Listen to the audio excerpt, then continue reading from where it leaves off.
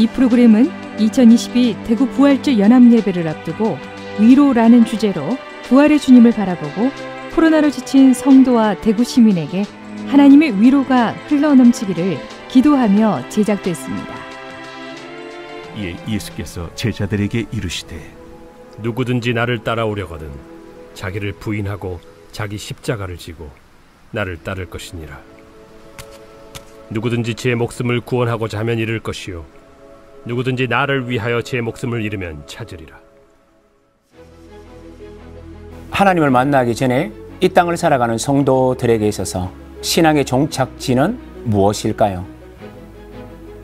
많은 사람들은 다른 얘기를 할 수 있을지만 저는 그것이 순종이라고 생각을 합니다. 로마서 1장 첫 부분에 보면 사도 바울은 로마 교회를 향하여서 복음이 무엇인지를 얘기합니다.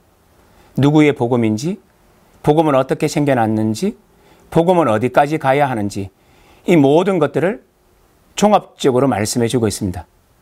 그런데 그 가운데 굉장히 중요한 한 문구가 우리에게 보입니다.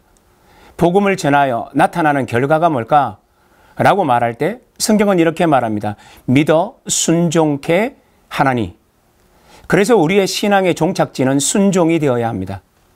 하나님 안에서의 뜻, 하나님 안에서의 순종, 이것이 우리의 신앙의 종착지라고 말씀을 하고 있습니다.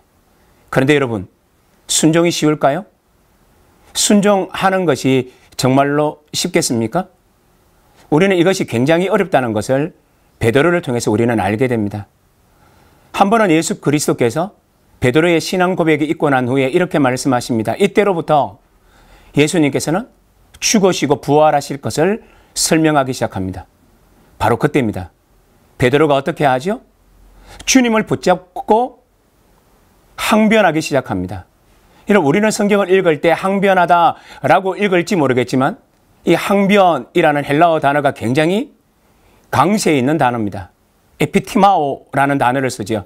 이 말이 무슨 뜻인지 아시죠? 꾸짖다라는 얘기입니다.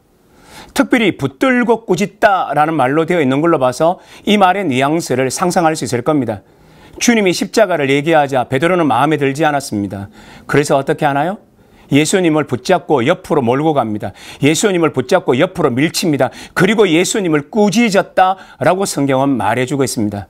왜 그럴까요? 베드로는 조금 전까지만 하더라도 주는 그리스도시와 하나님의 아들이라고 분명히 말씀해 놓고는 왜 이렇게 사람이 변했을까요? 이유는 한 가지입니다. 마음에 들지 않았습니다. 내 생각과 달랐습니다. 내가 생각하는 것이 훨씬 좋다라는 얘기입니다. 베드로를 통해서 우리가 알고 있는 것처럼 우리가 하나님께 순종하기가 쉽지 않는 이유가 뭘까요? 우리 생각 때문입니다. 내 생각하고 다르네?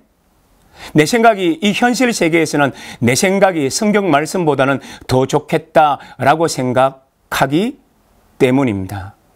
그래서 순종하기가 쉽지 않다라는 얘기입니다. 자, 그러면 순종하면 우리는 어떻게 될까요?